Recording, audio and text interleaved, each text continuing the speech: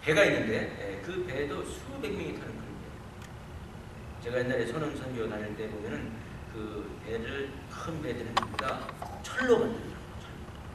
두께도 상당히 두꺼운 철로 만드는데 그 무거운 배가 바다를 벗어 이렇게 항해한단 말이죠. 그것도 역시 그 항해할 수 있는 그 법칙이 있어요.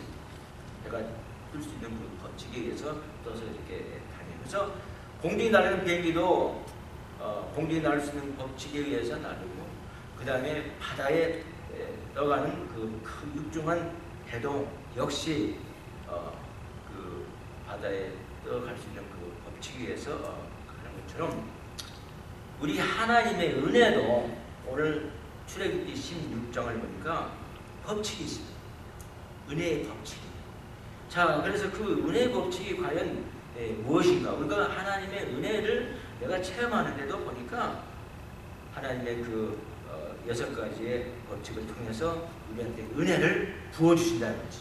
그래서 우리가 그걸 한번 알아보도록 하겠습니다. 그래서 첫째 하나님의 은혜의 법칙이 뭐냐 하면은 하나님의 은혜의 법칙은 어디로부터 내려옵니까? 위로부터 내려온다가 하나님의 은혜의 법칙의 제1호가 되더라고요.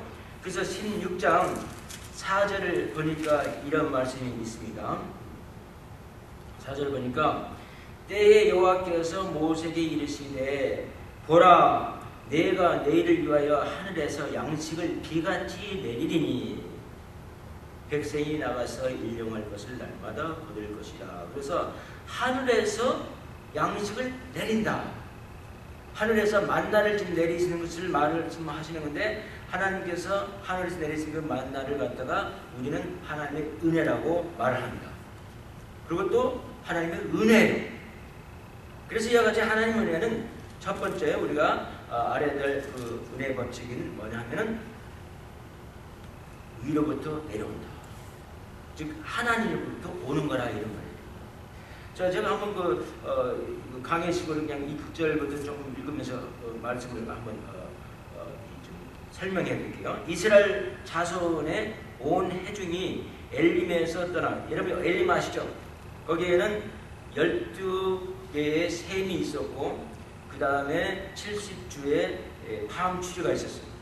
그래서 그곳에 하나님께서 쉬게 하시고 생각나시죠? 그들이 쓴물을 먹고 어려워할 때 하나님께서 나무가지를 보내줘가지고 또 물이 달았고 그 다음에 거기에서 또 이제 그 이스라엘 백성들을 이동시켜가지고 이제 정말로 쉴만한 곳으로 엘림으로 이렇게 인도해 주셨어요. 그래서 항상 고통이 있으면 그 후에는 뭐가 있다고요?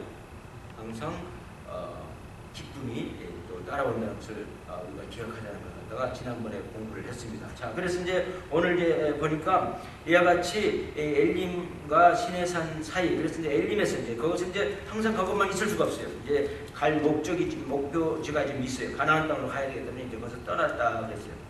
그래서 엘림과 시내산 사이 신광야에 이르니, 그래서 이 신광야라는 것은 학자들의 말에 의하면 여러 가지 설이 있어서 그게 지금은 이름이 없어요. 그래서 어느 정도 될 것이다 해서 뭐 어떤 학자는 북쪽 토어에 있는 메마른 광야를 말할 것이다. 신광야가. 어떤 학자는 와디 마가라라는 소위 말하면 동을 생산하는 동광산인데 그 지역을 말할 것이다.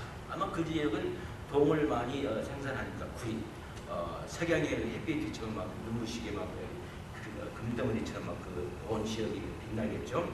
그래서 거기를 말할 것이다. 또 어떤 학자는 자발무사, 중말이면 모세산, 자발무사, 무사란 말은 히브리 말로 모세란 말이고 자발이란 말은 산이라. 모세산, 모세가 십계명을 받은 그 모세산, 그 산이 있는 바로 그 북쪽에 있는 시나이 반도일 것이다. 이 어떤 또 학자는 오아시스가 있는 베리란이라는 곳이 것이다. 하고 이렇게 여러 가지 말을 해서 우리가 중요한 것은 정확하게 신광야가 어디 있는 것을 우리가 알 필요는 없어요. 그렇지만 하여튼 신광야에 이르렀다 이 말이에요. 애굽에서 나온 후 제 2월 15일이라. 그래서 애굽에서 언제 나왔습니까? 1월 15일에 나왔기 때문에 2월 15일이면 벌써 얼만큼 시간이 걸렸어요?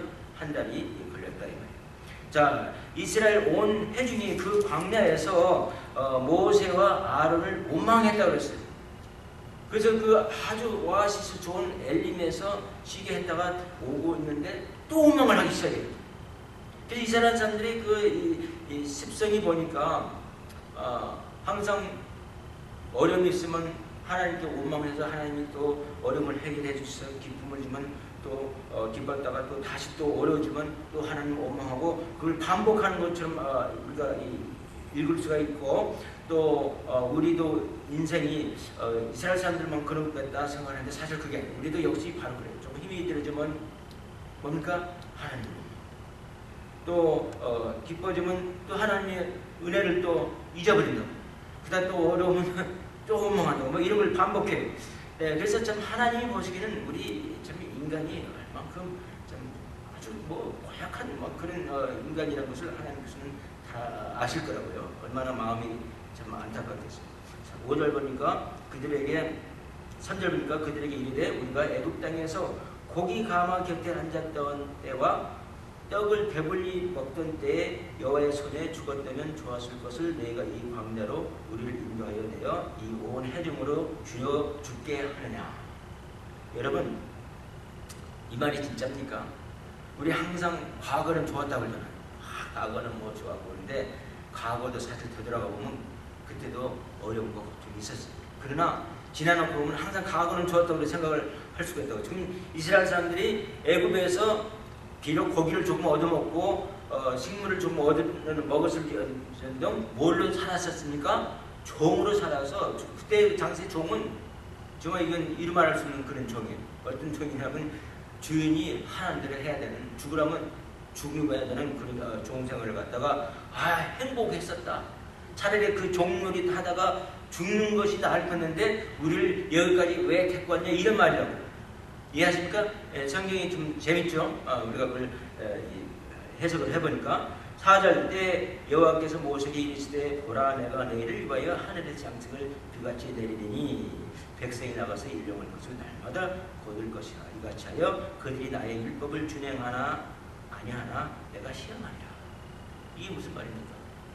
즉 하나님께서 야 나는 좋은 하나님이야. 너희들이 아무리 이렇게 불평하고 어려워하고 나를 원망하고 막 이럴 때 우리 인간 같았으면 어떻게 했을 것 같아요? 애다 모르겠다. 너희들 한번 그냥 좀 벼락을 맞아봐라 하고 이 하나님께서 심판을 내릴 수도 있었지만 하나님께서 재앙을 내릴 수도 있었지만 여기 보니까 어떻게 해요? 하나님께서 이제는 양식을 내려주신다. 그래서 우리를 시험한다. 뭘 시험하니까 하나님이 얼마만큼 좋은 하나님이라는 것을 너희들이 아는가 모르는가를 내가 시험하겠다 이런 말이에요. 참 하나님은 얼마나 좋은 하나님인지 몰라요. 그래서 첫 번째 이 하나님께서 이렇게 원망을 일삼는 백성들을 위해서 하나님께서는 이와 같이 그 원망을 그냥 받아주시면서 은혜로 베풀어 주시는데 하늘에서 만나를 내려서 그들이 배고프다고 막 하니까 이제 그 배를 채워주시고 그것도 부족해서 뭡니까? 저녁에는 고기까지 주셔서 이제 메추라기를 먹이시는 그런 좋으신 하나님이라는 것을 여러분 꼭 아셔야 됩니다. 예, 하나님은 참 좋으신 하나님. 그래서 만나란 이 말이 우리 31절 보면 만나가 이제 정확하게 말이 나오잖아요. 그 하늘에서 내리는 것이 무엇인가 31절 보면 만나란 것이 어떻게 생겼냐면 31절 봅시다. 이스라엘 족속이 그 이름을 만나라 하였으며 갓이 같고도 희고 맛은 꿀 섞은 과자 같았더라. 그래서 하늘에서 한번 생각해보세요. 마치 눈송이처럼 내리는데 하얘니까 저는 하얘니까 비보다는 눈송이라고 생각을 할 수 있어요. 내리는데 그 맛이 어떻게 생겼다고 그랬어요? 맛이 꿀맛과 같다 그랬어요. 꿀맛 있는 무슨 과자 같았다. 근데 아주 작은 가시 같은데 그렇게 구슬 같은 그런 아주 꿀맛 같은 그런 과자 하얀 색깔은 하얀 그런 과자였다라고 말을 합니다. 그래서 만나라는 이 말은 만후라는 히브리의 말인데, 만후라는 말은 무슨 뜻이냐면 what is it? 영어로 말하면 야 이게 무엇이다냐? 그런 뜻이다. 예, 그걸 갖다가 이제 그릭 말로 이 성경을 갖다가 이제 그릭 말로 익히기 하기 위해서 그릭 말로 번역할 때 만후를 갖다가 만나라고 쓰는데, 만나라는 말은 그릭 말로 원래 무슨 뜻이냐면 음식이다, 푸시다, 그런 말이 된다고요. 그래서 이와 같이 만나를 하나님께서 주셨다. 그래서 하나님이 은혜를 내려주셨는데 그 은혜를 보니까 어디서부터 옵니까? 은혜는 첫 번째 법칙이 위로부터 내려온다. 그게 하나님의 법칙. 그래서 우리 모든 좋은 것은 이 세상 어떤 것이든 간에 좋은 것은 전부 다 하나님께서 주시는 그 은혜인데 바로 그것이 하나님한테서 온다. 자, 우리 생각에는 내가 이렇게 살 때 그냥 내 힘으로 사는 것 같아요. 여러분 그럴 때마다 내 힘으로 살아요. 그러나 그렇게 생각하지 않아요. 모든 좋은 것은 우리 야고보서 1장 17절 봅시다. 보니까 이런 말씀이 있어요.